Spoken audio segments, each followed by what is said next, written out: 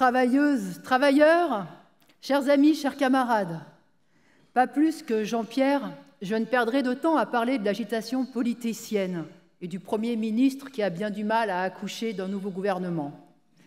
Quelle que soit l'issue de ce psychodrame, l'installation du 8e gouvernement macroniste ou de nouvelles élections législatives ou présidentielles, la situation ne peut évoluer que de façon dramatique pour les classes populaires.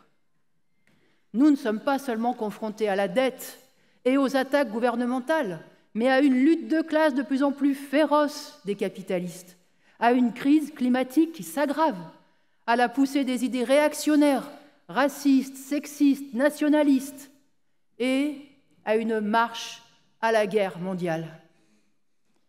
Cette évolution catastrophique n'est pas le fruit d'une politique menée par tel ou tel gouvernement, elle est le fruit d'un système, le fruit des lois capitalistes, de la propriété privée, de la recherche du profit, de l'exploitation, de la concurrence et de la guerre commerciale qui en découle. Les politiciens peuvent adopter les lois qu'ils veulent. Celles qui déterminent l'évolution de la société sont les lois capitalistes. Et au cœur de celles-ci, il y a la lutte de classe et la fabrication des inégalités. En perroquet de la propagande patronale, les politiciens de droite et d'extrême droite font tout pour la dissimuler. Ils vantent l'ascension sociale, le mérite, le travail. Ils ne sont pas contre les riches, disent-ils. Ils sont pour que les pauvres puissent devenir riches. Mais dans cette société, il n'y a pas de riches sans pauvres. Les riches capitalistes ne prospèrent qu'en produisant plus d'exploités et plus de précarité. Pour que les capitalistes concentrent entre leurs mains des milliards, il faut des millions de travailleurs qui triment, payés au lance-pierre.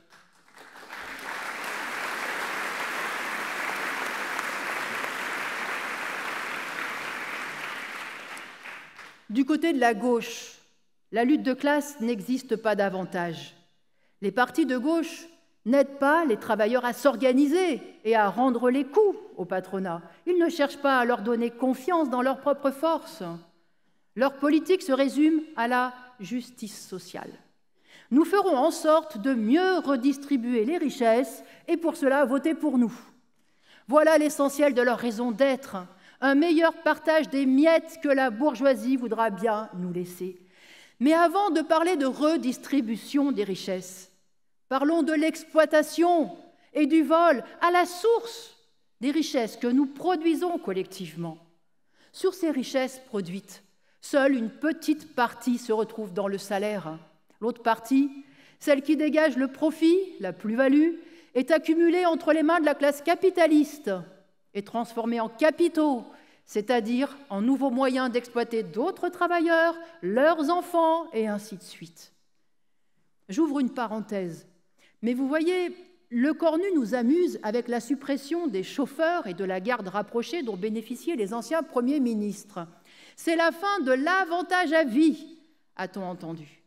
Mais regardez l'avantage des capitalistes. Ce n'est pas seulement un avantage à vie, c'est un avantage sur des générations, un avantage pour toute une classe sociale, pour des dynasties d'actionnaires et de rentiers qui sont en situation d'exploiter la classe ouvrière, pas seulement en France, pas seulement en Europe, à l'échelle du monde entier. Alors ce n'est pas en mettant un coup de rabot de 2% dans leur patrimoine que ce sera plus juste. Dans les pays comme la France, la bourgeoisie s'est surtout enrichie du labeur et du pillage des peuples qu'elle a soumis à l'esclavage et à la domination coloniale dans le passé.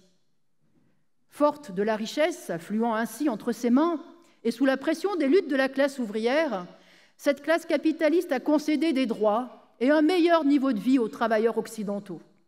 Et tout cela se maintient au prix d'une exploitation féroce des ouvrières de la confection du Bangladesh, des mineurs du Congo et du Chili, des journaliers agricoles du Sénégal et de Côte d'Ivoire, des ouvriers de Chine, de Corée du Sud, du Vietnam. Dans un tel système, il ne peut y avoir de justice sociale. La seule justice, ce sera d'en finir avec le pouvoir de la classe capitaliste sur ceux qui sont démunis des moyens de production, d'en finir avec l'esclavage salarié partout, d'en finir avec les classes sociales et l'exploitation de l'homme par l'homme. Et cela ne se fera pas au travers d'une élection, cela se fera au travers d'une révolution sociale, le seul et unique moyen d'exproprier la bourgeoisie et de lui enlever son pouvoir.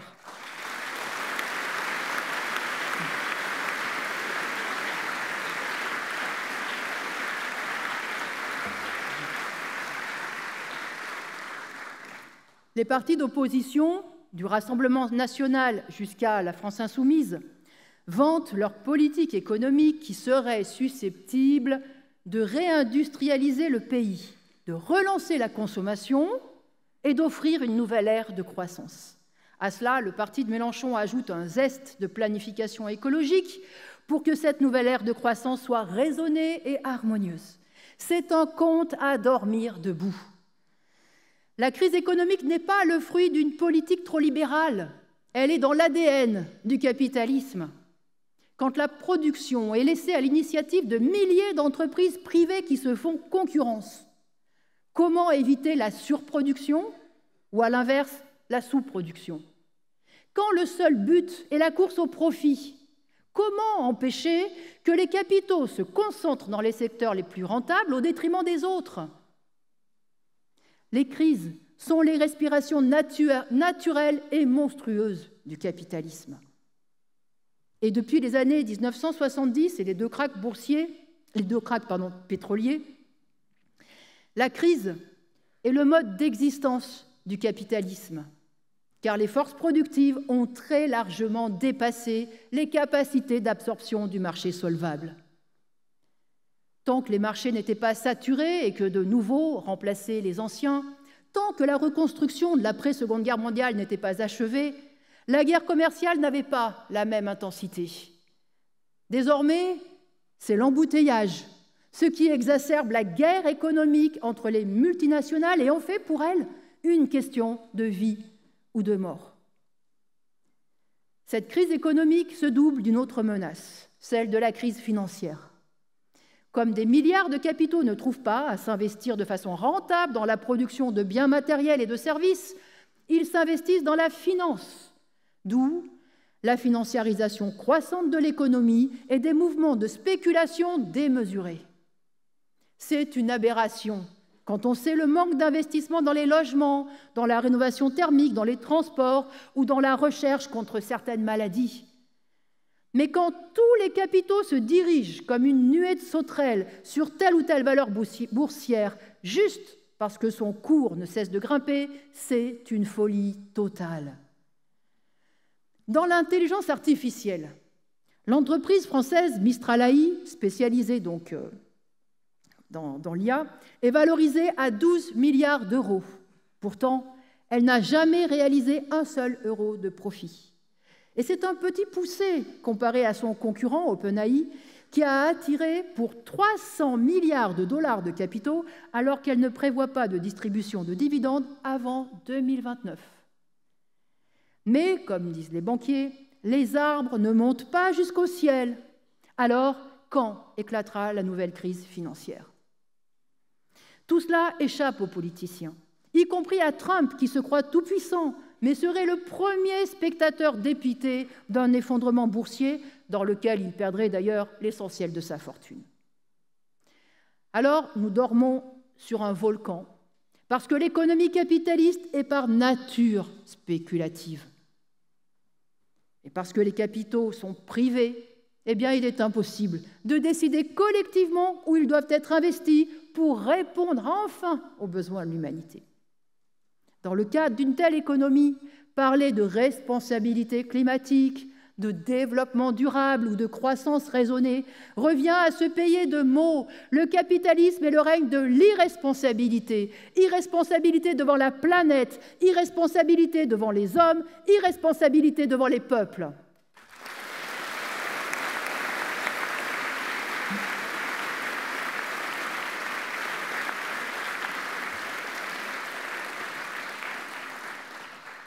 Le capitalisme n'offre aux 9/10 de l'humanité qu'une multitude de façons différentes de mourir. Et parmi cette multitude de façons, il y a la guerre. En République démocratique du Congo, elle fait rage depuis 30 ans, surtout dans la province du Kivu, riche en coltan, minerai indispensable à l'industrie de la tech.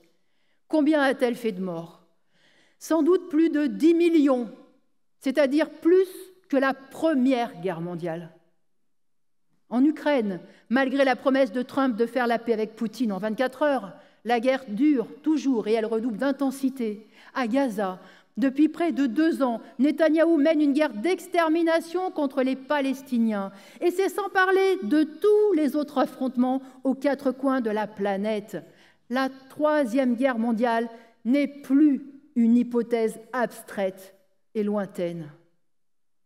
Trump, Xi Jinping, Macron et ses acolytes européens s'y projettent, et pas que dans leur tête, puisqu'ils s'arment tous à marche forcée. En France, le budget annuel de l'armée dépasse désormais les 50 milliards d'euros.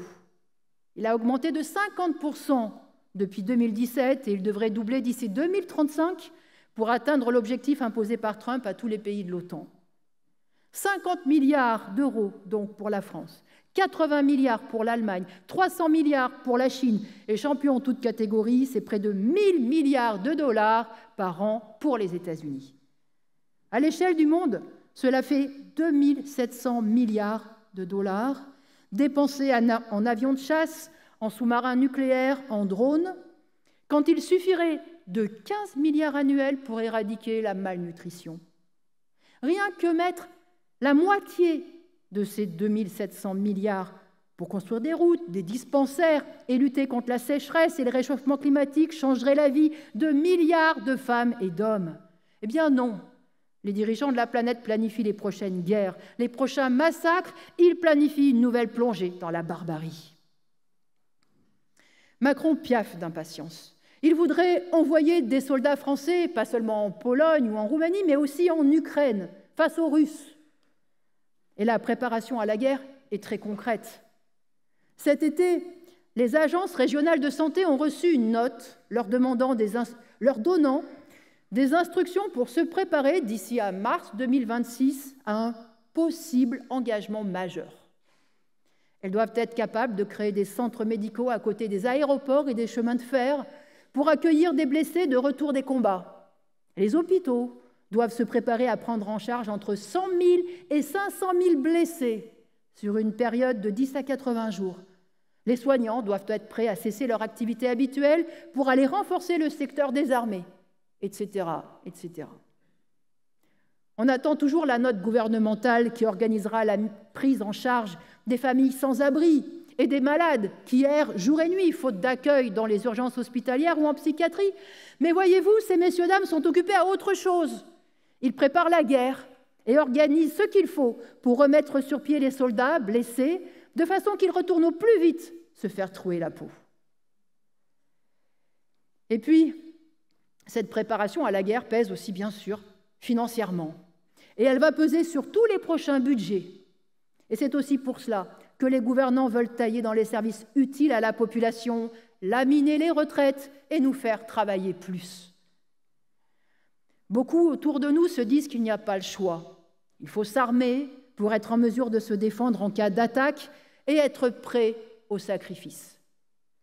C'est la propagande que l'on entend depuis que la guerre en Ukraine a éclaté. C'est la propagande que toutes les télés nous servent en nous montrant les vaillants soldats ukrainiens, les engagés volontaires dont le courage et le dépassement de soi ne font aucun doute. Mais que pensent aujourd'hui les Ukrainiens de l'accord que Trump a fait signer à Zelensky, qui attribue aux États-Unis des droits exorbitants dans l'exploitation des minerais ukrainiens, dont les fameuses terres rares? Que disent-ils quand ils voient les meilleurs de leurs terres passer sous la coupe de leurs oligarques et de propriétaires étrangers? Les États-Unis et la Russie, qui se disputaient leur influence sur l'Ukraine, ont jeté les Ukrainiens et les Russes dans cette guerre fratricide. Et puis, ils ont négocié pour dépecer ensemble ce pays. Voilà pourquoi des centaines de milliers d'Ukrainiens et de Russes ont été blessés, mutilés ou tués depuis 3 ans et demi. Voilà pourquoi l'Est et le Sud de l'Ukraine ont été ravagés, des villes et des villages transformés en cités fantômes et le pays ramené des années en arrière. Alors, quand les médias nous montrent les Ukrainiens en exemple, il faut retenir cette leçon. Par défense de la patrie, les travailleurs pensent à leur famille, à leur maison et à l'amour de leur pays. Mais les politiciens de la bourgeoisie pensent, eux, à leurs affaires, à leur coffre-fort et à leur domination. Alors ne nous laissons pas embrigader derrière les capitalistes au nom de l'union nationale. On veut de l'argent pour la santé, pas pour l'armée, de l'argent pour les salaires et pas pour la guerre.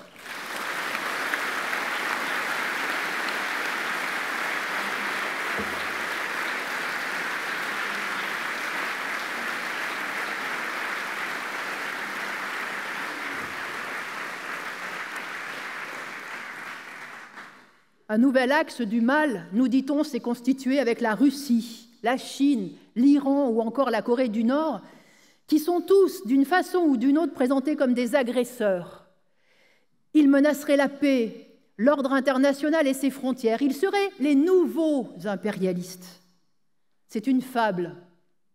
Les impérialistes sont les grandes puissances occidentales, à commencer par les États-Unis. Oui, ce sont les trusts occidentaux et les puissances occidentales qui ont colonisé la planète et qui imposent partout, depuis plus d'un siècle, leur domination économique, financière et politique. Ils ont tracé les frontières comme ils l'ont voulu pour s'accaparer les richesses connues ou supposées de telle ou telle région, sans se gêner de découper dans la chair des peuples et de les dresser les uns contre les autres. Ils ont placé à la tête des nombreux pays qu'ils dominent des régimes et des dirigeants à leur solde depuis parfois des décennies. Prenez le Moyen-Orient. La plupart des frontières de cette région résultent du découpage imposé par la Grande-Bretagne et la France qui se sont partagées les dépouilles de l'Empire ottoman après la Première Guerre mondiale. La France a mis la main sur la Syrie, dont elle a détaché une partie, le Liban, pour mieux contrôler son port, son commerce et ses banques. La Grande-Bretagne a mis le grappin sur la Palestine, la Jordanie et l'actuel Irak. La découverte de vastes gisements de pétrole et de gaz a intensifié les grandes manœuvres pour fixer des frontières, voire créer de toutes pièces de nouveaux pays. Ce fut le cas du Koweït, sorte de grand puits de pétrole que le Royaume-Uni a détaché de l'Irak en faisant un protectorat, puis un État indépendant. En 1990, Saddam Hussein, dictateur sur lequel l'impérialisme s'était appuyé pour faire la guerre à l'Iran des ayatollahs, a osé revendiquer le rattachement du Koweït à l'Irak. Eh bien, les puissances impérialistes coalisées ont décidé de faire un exemple. Pas question de contester les frontières sans leur accord.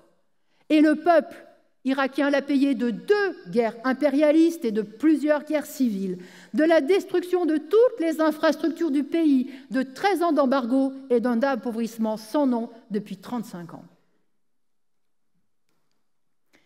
Le royaume d'Arabie saoudite a été reconnu par les États-Unis en mai 1931, alors qu'Ibn Saoud avait accordé une concession à la société américaine Standard Oil of California. Cette amitié sonnante et trébuchante n'a jamais été démentie. En 1963, le prince héritier Faisal avait confié « Après Allah, nous avons confiance en l'Amérique ». Si les dynasties moyenâgeuses comme les Saouds en Arabie saoudite, les Al Thani au Qatar ou encore les familles royales des Émirats arabes unis ont survécu et sont aujourd'hui assis sur des montagnes de dollars, elles le doivent au Royaume-Uni puis aux États-Unis qui leur ont accordé protection en échange de la fourniture de pétrole. Autre pays, la Libye, dont on parle beaucoup en ce moment dans l'actualité, puisque Sarkozy pourrait passer quelque temps en prison à cause justement du dossier libyen. Alors, je vous le dis tout de suite, nous n'allons pas pleurer sur cette nouvelle victime de la justice, comme le fait Le Pen et une bonne partie du gratin politicien. De quoi se plaint-il d'ailleurs? La justice a fait preuve de rigueur et elle a décidé d'exécuter la peine au plus vite, comme Sarkozy l'a toujours demandé pour tous les autres justiciables. On ne peut même pas dire que les juges aient été particulièrement sévères, car la charge d'association de malfaiteurs peut valoir jusqu'à 10 ans d'emprisonnement Et Sarkozy n'a écopé que de 5 ans de prison ferme. Par contre, ce qui doit nous choquer, c'est qu'aucun tribunal ne jugera la guerre que Sarkozy a déclenchée contre la Libye en 2011 et qui a fait 15 000 morts, qui a semé le chaos dans toute la région. Parce que mettre et démettre un dictateur comme Kadhafi, semer la dévastation et faire leur loi en Afrique, au Proche-Orient, en Asie, n'est pas illégal, voyez-vous. Cela ne sera jamais condamné par aucun tribunal bourgeois, et c'est cela le plus révoltant.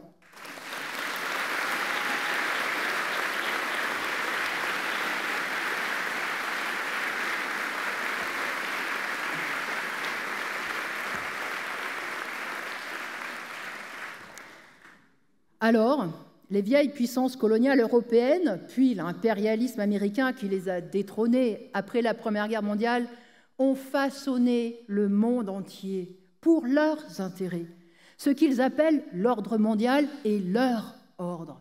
Les frontières qu'ils disent inviolables sont leurs frontières, les frontières qui correspondent à leurs intérêts. Cela s'est fait, je le redis, sur plus d'un siècle, de mise sous dépendance politique, économique, financière, humaine. Alors, il n'y a pas à mettre un trait d'égalité entre ces puissances impérialistes d'un côté et la Russie ou la Chine de l'autre. L'inégalité sur le plan militaire est d'ailleurs évidente. Des navires américains, accompagnés de leurs alliés occidentaux, patrouillent au large des côtes chinoises et ils disposent de plusieurs dizaines de bases militaires dans la région, de la Corée du Sud aux Philippines, en passant par Taïwan et le Japon.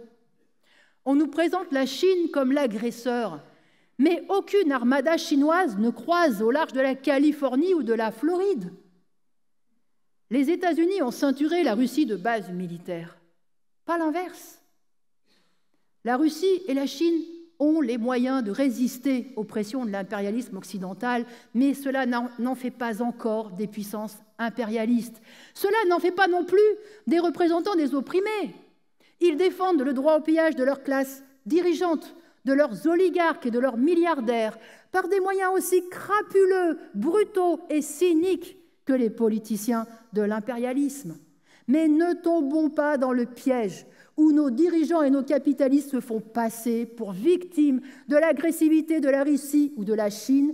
L'ennemi est dans notre propre pays et toute notre méfiance et tous nos coups doivent être dirigés d'abord et avant tout contre eux.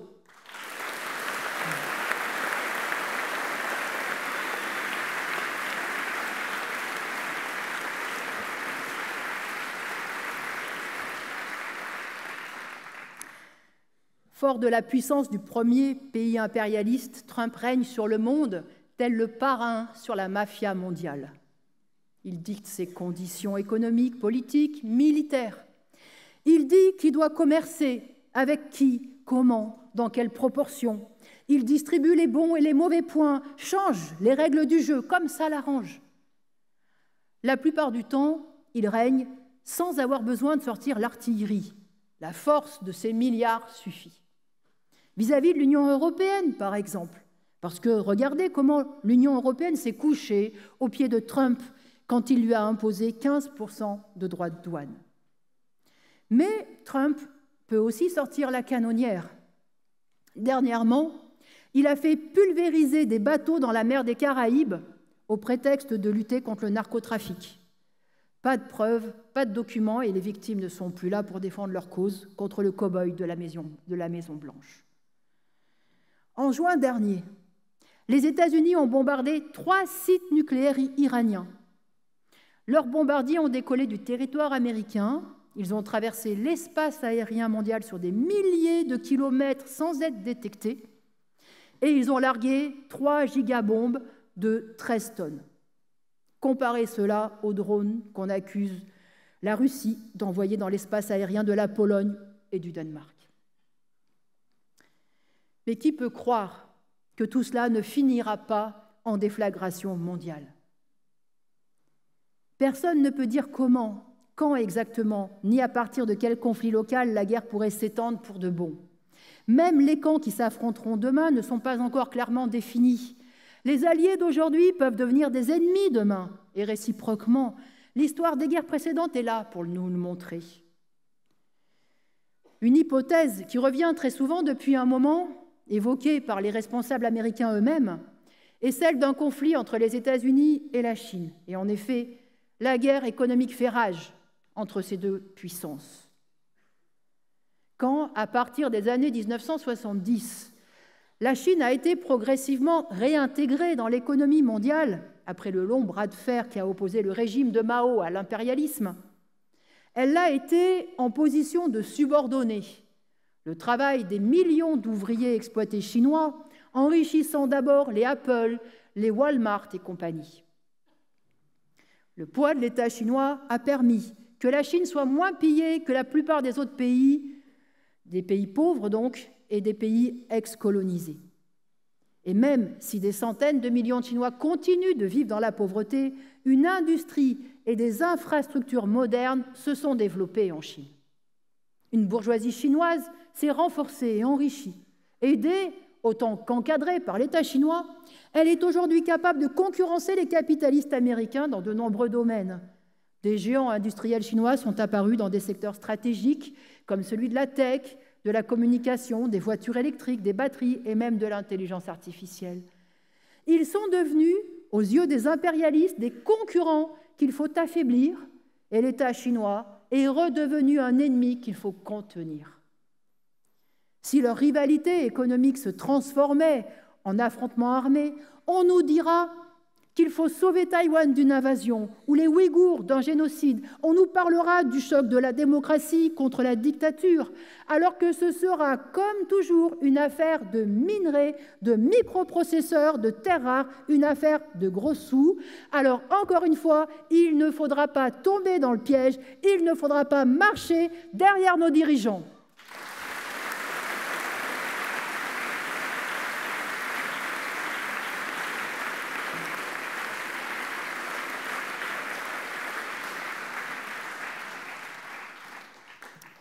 Parmi les horreurs dont les puissances impérialistes portent l'entière responsabilité, il y a le massacre du peuple palestinien par le gouvernement de Netanyahou et la disparition de la Palestine.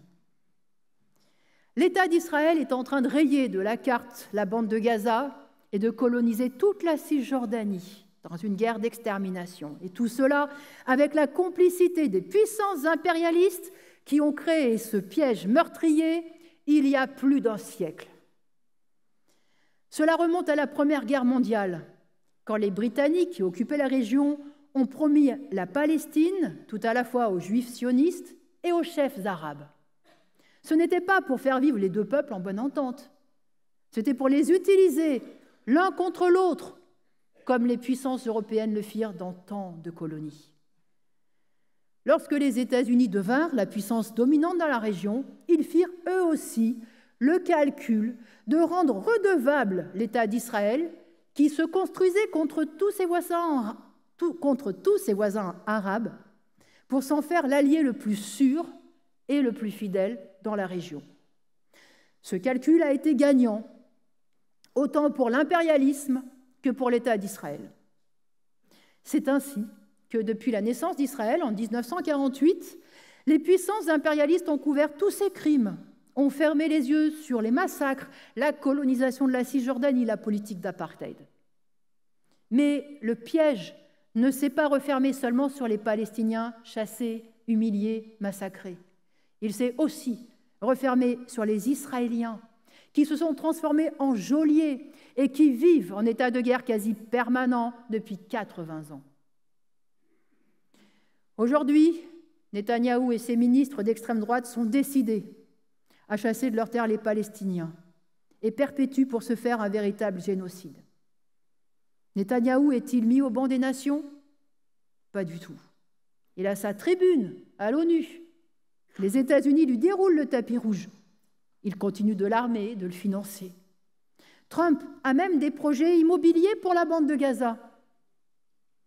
Et si aucune révolte, ici ou là-bas, ne vient contester la domination impérialiste, cette Riviera du Moyen-Orient qu'il ambitionne, bâtie sur des montagnes de cadavres, a bien plus de chances d'exister qu'un État palestinien.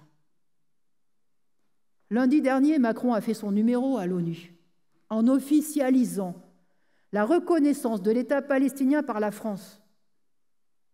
Et alors, qu'a-t-il reconnu, sinon un champ de ruines et un cimetière qui ne cesse de grandir, y compris avec la responsabilité de Macron, parce que la France n'a même pas encore stoppé son soutien économique et militaire à Israël. En réalité, Macron n'a que faire des Palestiniens. En reprenant la prétendue politique arabe de la France, il pense à renforcer l'alliance avec l'Arabie saoudite et les Émirats. Il pense aux retombées de sa diplomatie pour les capitalistes français au Liban, en Syrie et ailleurs dans le Golfe. Il pense à Dassault et au groupe de transport maritime CMA-CGM, par exemple. Le génocide à Gaza, les crimes de guerre perpétrés par l'État israélien, les provocations de l'extrême droite sont un message envoyé à tous les peuples du monde. Ce message dit une chose très simple. Regardez ce que nous sommes capables de faire quand vous vous révoltez. Eh bien, c'est cela, le vrai visage de l'impérialisme. C'est le visage de Trump, de Netanyahou et de ses sous-fifres, tout aussi cyniques comme Macron. Alors, il est de plus en plus évident qu'il n'y aura pas de paix ni de solution viable pour les peuples de la région sans remise en cause de la domination impérialiste, sans la naissance d'une fédération réunissant Palestiniens, Israéliens, mais aussi Libanais, Syriens, Jordaniens, fédération établie sur une base démocratique et égalitaire. Cette perspective ne peut s'imaginer sans un ébranlement profond de l'impérialisme et donc sans une poussée révolutionnaire venant des travailleurs des citadelles impérialistes, c'est-à-dire de nous-mêmes ici. Alors, au-delà de la solidarité que nous devons exprimer vis-à-vis des Palestiniens, eh bien, il faut renforcer le camp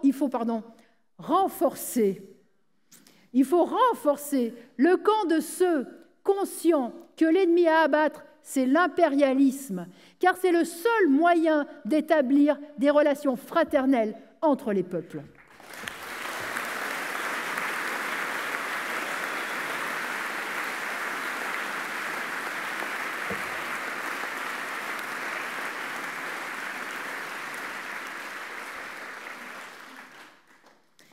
Nous sommes assis sur un immense baril de poudre qui peut exploser à tout moment et ne comptons pas sur ceux qui posent en pacifistes pour l'éviter.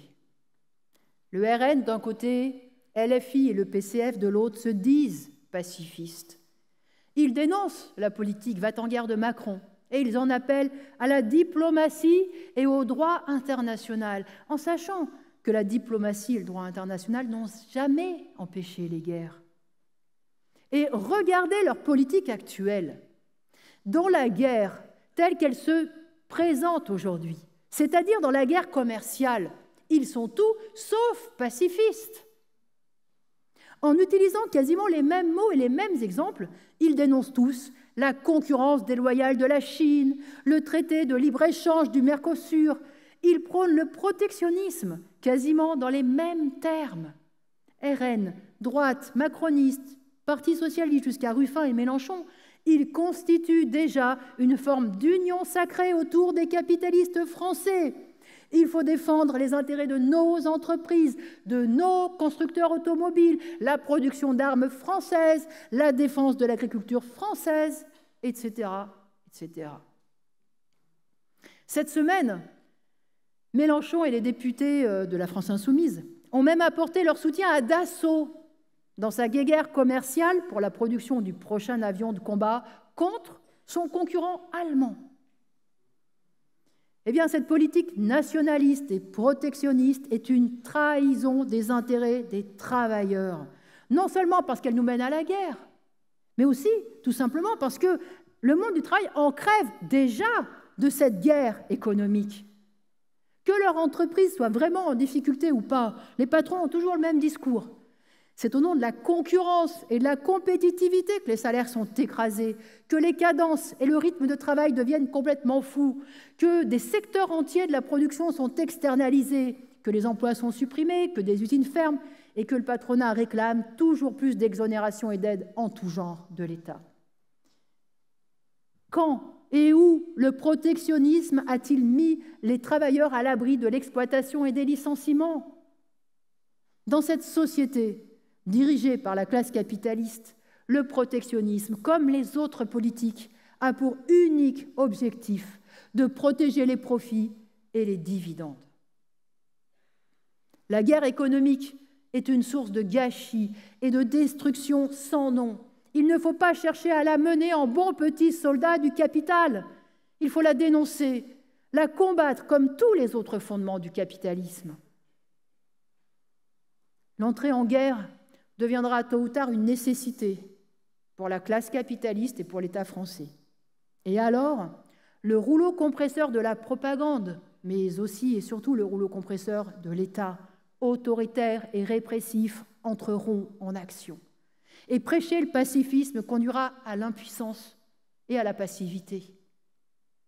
Il est impossible d'empêcher la guerre sans combattre la classe capitaliste et son État. Et tout parti qui n'est pas aujourd'hui en guerre contre la bourgeoisie, contre son ordre social, contre son État, contre son système, mènera demain les travailleurs à l'abattoir dans de nouvelles guerres. C'est ce qui s'est passé en 1914, au moment de la Première Guerre mondiale. La gauche était pacifiste. Elle dénonçait une guerre pour les colonies et pour le partage du monde. Et aussitôt la guerre déclarée, cette même gauche a fait l'union sacrée avec les autres partis bourgeois en expliquant qu'il fallait défendre la patrie contre l'Empire allemand. Alors il n'y a qu'une seule politique à mener face à la guerre, la seule qui a marché lors de la Première Guerre mondiale, parce qu'elle a arrêté la guerre, c'est la politique du parti bolchevique, de Lénine et des révolutionnaires qui ont préparé les esprits pour que les ouvriers et les paysans retournent leurs armes contre leurs propres généraux et qu'ils se lancent à la conquête du pouvoir.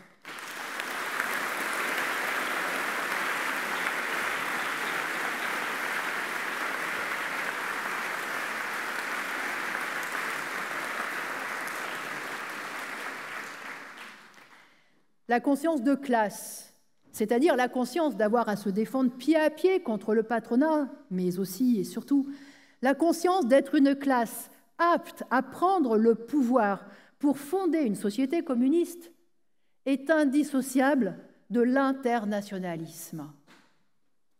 Se battre aujourd'hui pour une perspective internationaliste est fondamental, parce qu'il est impossible de sortir des crises économiques et climatiques en résonance sur un plan national, parce que l'interdépendance des pays et des peuples est un fait, et le nationalisme ne pourrait signifier qu'un immense retour en arrière. Le racisme est dénoncé comme une tare immonde par tout le monde. Tous les partis, même ceux qui le sont, se défendent d'être racistes. En revanche, le nationalisme et le patriotisme sont érigés en vertu par l'extrême droite, la droite, bien sûr, mais aussi par la gauche. Eh bien, c'est stupide, parce que le racisme est un avatar du nationalisme et de la xénophobie.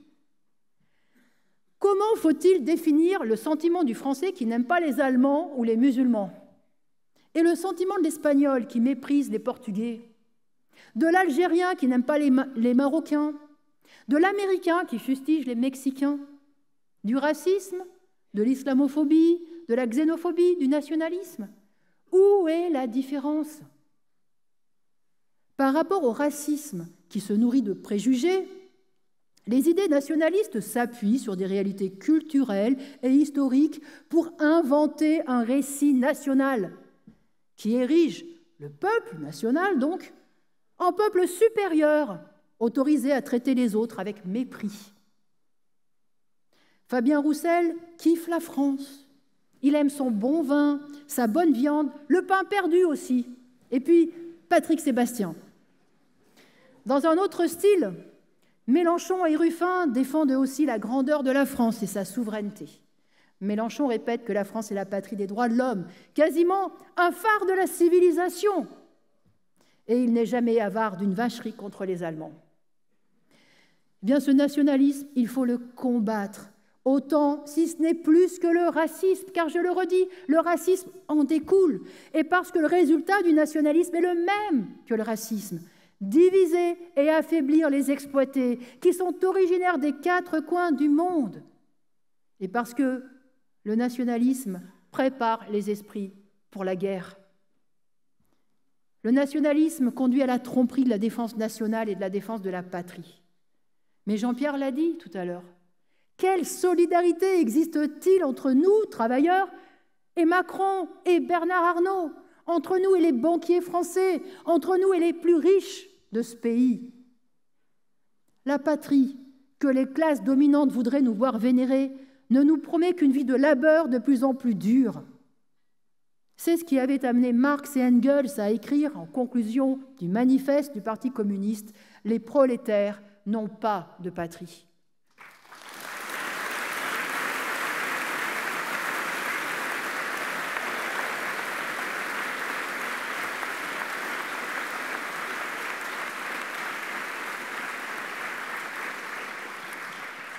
Alors, au nationalisme et au patriotisme, il faut opposer la conscience de classe internationale de tous les exploités et de tous les opprimés. 2 siècles après la Révolution française, une nouvelle révolution est devant nous.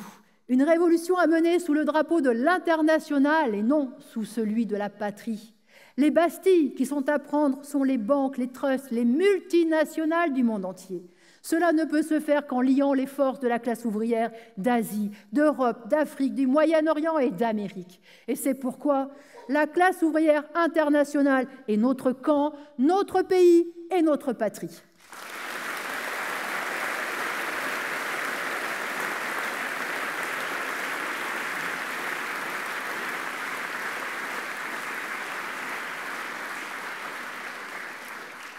Aujourd'hui, la classe ouvrière est démobilisée. Elle n'a même pas conscience d'exister en tant que classe, ni conscience de l'ennemi qu'elle a en face d'elle, la classe capitaliste. Et pourtant, elle existe, et elle est même bien plus puissante numériquement que jamais. Souvent, la conscience retarde sur la nécessité, mais la nécessité finit toujours par s'imposer.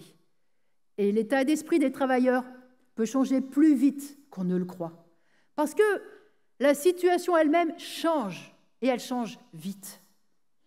Regardez avec quelle vitesse une dérive autoritaire s'installe outre-Atlantique. Trump 2 n'est pas si différent que Trump 1, mais il a plus de leviers qu'il en avait il y a 8 ans, et il les utilise. On l'a vu avec la multiplication des raids spectaculaires contre les immigrés, avec l'envoi de la garde nationale dans des bastions démocrates comme Los Angeles ou Washington, ou encore avec le bras de fer engagé avec plusieurs grands médias et avec des universités. Depuis l'assassinat d'une figure de l'extrême droite, Charlie Kirk, il y a 2 semaines, l'administration Trump trouve des relais nombreux pour une chasse aux sorcières à la mode McCarthyiste. Des employés, des enseignants sont licenciés pour un simple message sur les réseaux sociaux. Des commerçants subissent l'intimidation de nervis d'extrême droite. Des journalistes s'autocensurent de peur d'être sanctionnés, etc. Jusqu'où cela ira-t-il? Nul ne sait, car, encore une fois, le problème ne se résume pas à la personne du milliardaire bouffon et versatile de la Maison-Blanche. Il va de pair avec la crise profonde et avec une évolution de fond, avec une poussée des idées réactionnaires, xénophobes, racistes, misogynes et sexistes. Et c'est une évolution que nous connaissons aussi ici. Alors oui, les choses peuvent changer très vite. La guerre peut arriver ici sans qu'on la voie arriver. Et les révoltes peuvent aussi surgir plus vite qu'on ne le croit. Des révoltes, il y en a en fait, tout le temps dans le monde. Regardez la combativité dont font preuve en Iran, malgré la répression, les jeunes, les femmes, les travailleurs. Regardez comment la population s'est révoltée l'an dernier au Bangladesh. Regardez comment la jeunesse s'est soulevée au Népal il y a quelques jours, comment elle a brûlé le Parlement et lynché quelques ministres. Au Népal, comme au Bangladesh, l'armée a tiré, repris le contrôle et installé un gouvernement avec des personnalités sorties du chapeau. Dans ces 2 pays, Ce qui a manqué aux insurgés, ce n'est pas le courage, c'est la conscience de savoir qui sont leurs véritables ennemis et qui sont leurs faux amis. Ce qui leur manque, c'est une perspective politique claire, un programme et un parti de classe. Et c'est ce que nous devons construire ici. Il faut des militants qui affirment que le combat des travailleurs et des jeunes révoltés ne doit pas seulement viser la façade du pouvoir, mais le pouvoir lui-même, la classe capitaliste et son État. Il faut des militants qui ne voient pas la classe ouvrière comme une classe souffrante qu'il faudrait défendre à la manière d'un avocat ou d'une assistante sociale, mais comme l'armée révolutionnaire de demain. Il faut des militants convaincus que la combativité et le courage des masses révoltées ne se transforment pas automatiquement en révolution, mais qu'il faut une politique pour cela. Une révolte ne peut se transformer en révolution victorieuse qu'au travers d'un combat politique qui pose la question de qui va prendre le pouvoir gouvernemental entre ses mains, qui va diriger la société. La bourgeoisie, pour maintenir l'ordre social capitaliste, ou la classe ouvrière, pour édifier une société communiste. Si cette question émerge, ou si elle n'émerge pas au cours d'une crise révolutionnaire, eh bien l'ordre peut être renversé ou il ne peut pas être renversé. Voilà, donc une course contre la montre est engagée entre la classe capitaliste et la classe ouvrière. La classe capitaliste est une classe en faillite. Elle représente la classe du passé. La classe ouvrière représente la classe de l'avenir, car elle porte en elle les possibilités révolutionnaires et communistes de la société. Alors, rejoignez-nous, aidez-nous à construire un parti qui trace le seul chemin susceptible d'assurer un avenir à l'humanité, celui de la révolution et du communisme.